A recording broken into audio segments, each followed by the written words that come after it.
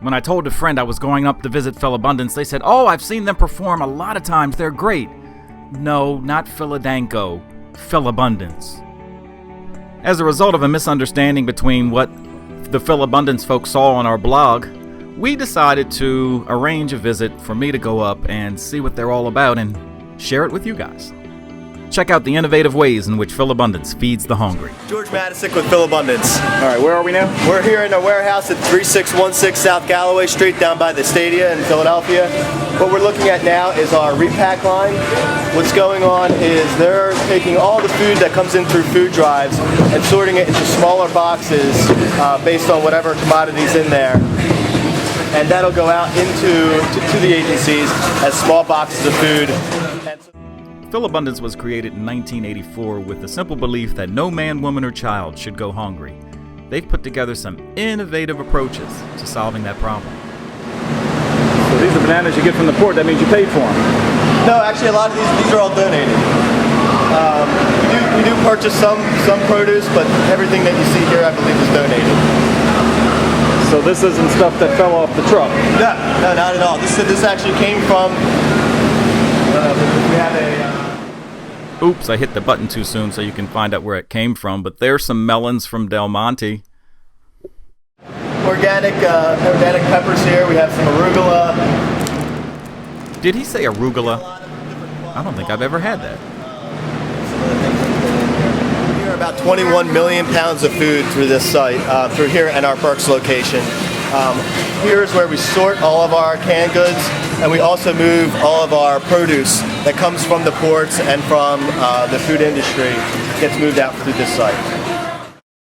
Philabundance is best known for collecting tons of food and repackaging it for the agencies to give out to the needy. But they've also put together a choice model pantry, which allows participants to choose from available items rather than receive a prepackaged box or bag. This method not only promotes a stronger sense of dignity, but it also is a more effective way to distribute goods by allowing people to choose items they would actually eat. In order that there's not complete chaos, what they do is have people sign up for a time slot, and once a week, they come get their food. Now, this is not the concept they're bringing to Chester. What they're bringing to us is something newer, bigger, better, stronger.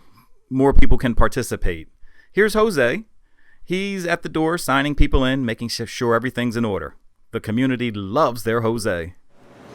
Okay, so we've been to their state-of-the-art distribution and warehouse center, and then we went to the very creative community food center, but this is the part that blew me away.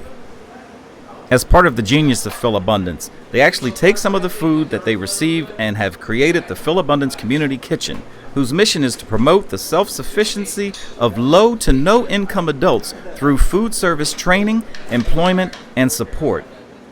It's a 14-week training program that emphasizes culinary arts instruction, hands-on food preparation, and life management skills. And they also have 85% job placement. I love cooking. Okay, I love to cook, and I've been cooking for a very long time. And the program offers everything I need. I'm interested in getting my serve safe, so I maybe can start a catering business. So that's what I'm interested in. How far are you in the process? Actually, I'll be graduating April 29th. Okay. Has it been a good experience? Great experience. Great. Would you recommend it to others? I will recommend it to all who wants to come into the food service industry. Now, something I heard not too long ago, which was quite surprising to me, is that not everybody makes it out. Not everybody does. We've lost a couple people along the way. What does it take to make it? Determination, motivation, and your love for food. And how does this compare to all those Food Network shows? It's a little bit more intense. They get a commercial break. You are here for the student practical event at the Philabundance Community Kitchen. Students have prepared for you a 3-course meal. And what we're going to do today is we're going to see how they did. It's really their first day in the kitchen preparing everything on their own without the supervision of our lovely Chef Linda.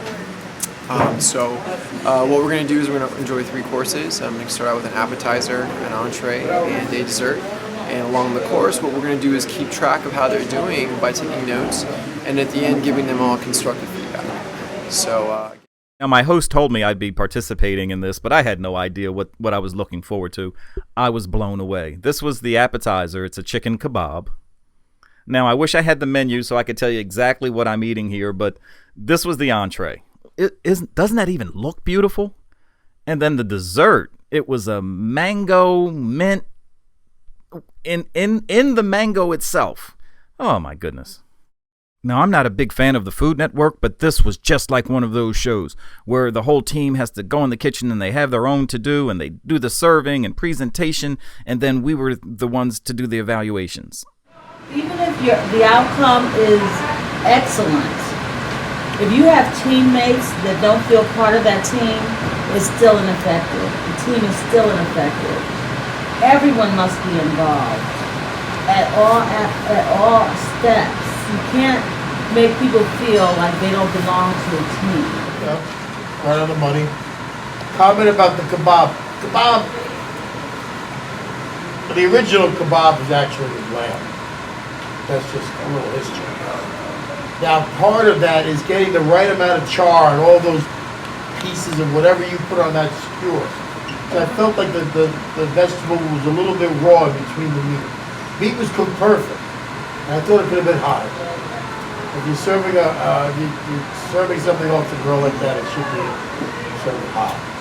The entree, I thought the meat was delicious. The sauce was really, really good.